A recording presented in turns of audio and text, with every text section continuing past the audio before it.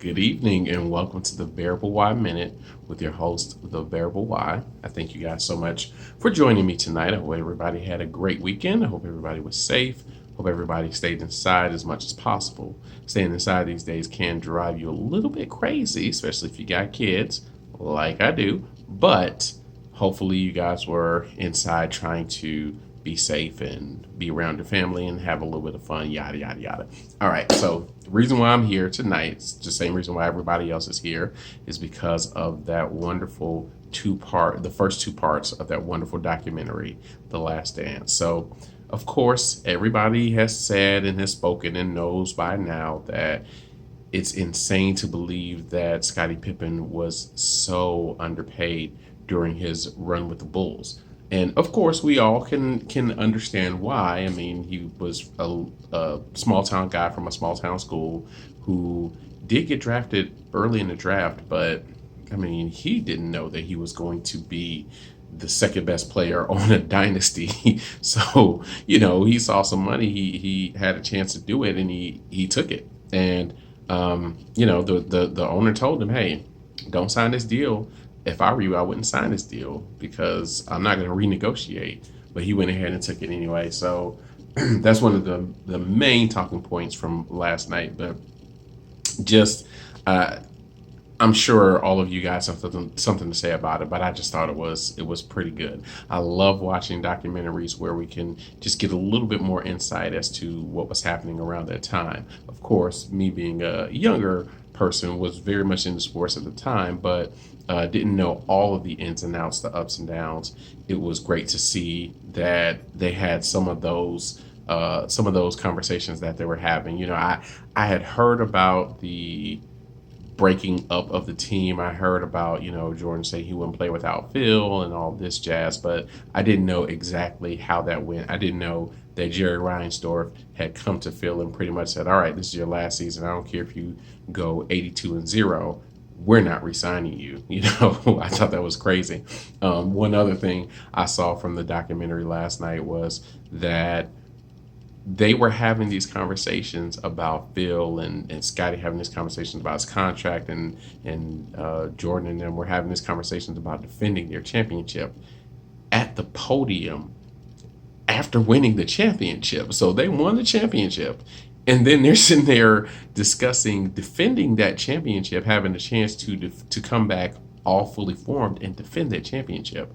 I just thought that was amazing. Like, I'd never heard of any, anything like that happening where you're having a conversation with somebody and talking about, "Hey, so what's going to happen next year?" after they literally just won the championship. You would normally have the conversation with a team that lost, not the team that won.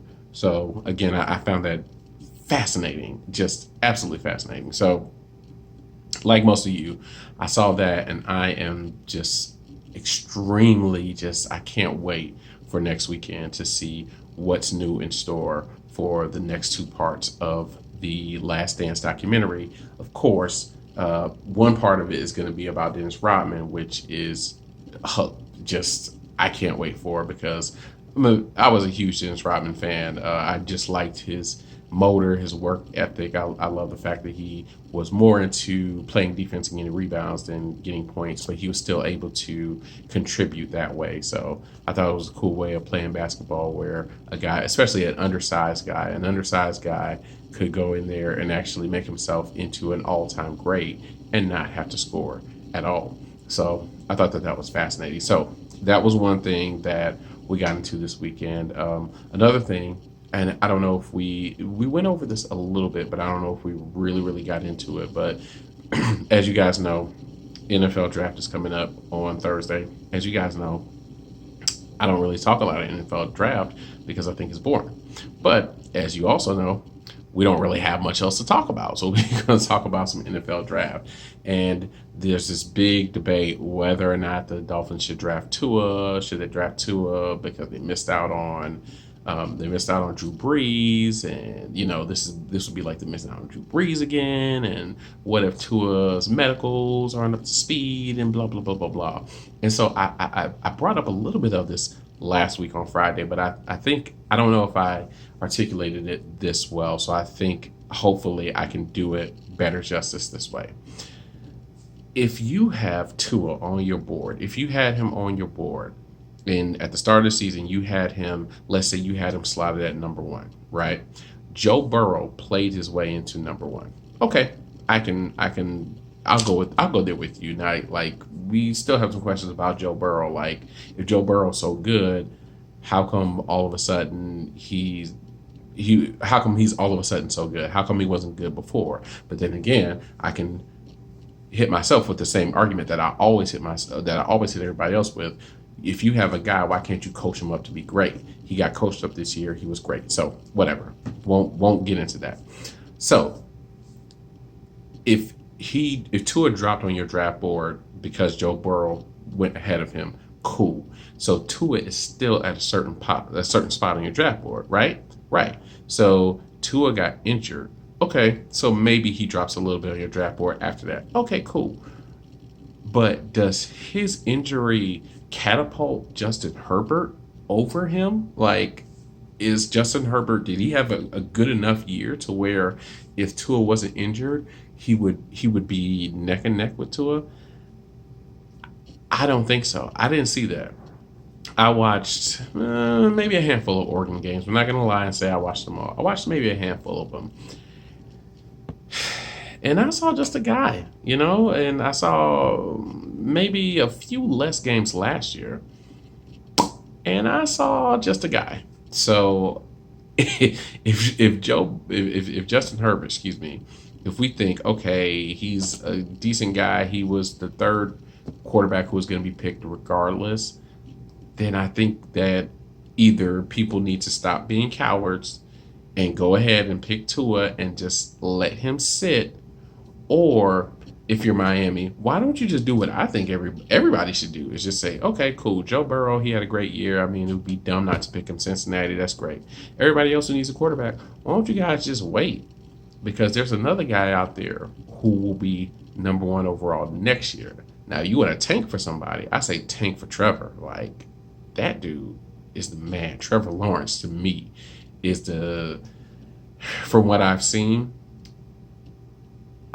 I don't want to say this because I know this may throw off my credibility a little bit, but I mean, he's kind of up there with another guy who wore orange in college, wore number 16 in college. He's kind of up there. So, not gonna say he's a PM, but I am gonna say he's pretty damn close to me. So, anywho, guys, just a couple of things, some food for thought right there for you. Let me know what you guys thought about the documentary. I thought it was amazing. Let me know what you guys think is going to happen with the draft. Let me know what you guys think should happen with the draft. Let me know if you think that because of the injury, Herbert should be elevated and Tua should drop. So, let me know what you guys think. Like I said, we got the show today, and then we got some things going on tomorrow. We will be before you tomorrow. We're going to come up with something, even if it has to be some video game stuff or some movie stuff or some book stuff or some trivia stuff. I don't know. But we're going to come up with something for you guys tomorrow. So we thank you so much for joining us tonight. Don't forget to like, share, and subscribe.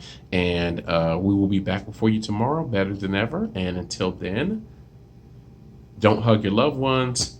Stay 6 feet away, blow them air kisses like that, and take care of yourselves. And we will see you tomorrow. Thank you, guys. Have a great night.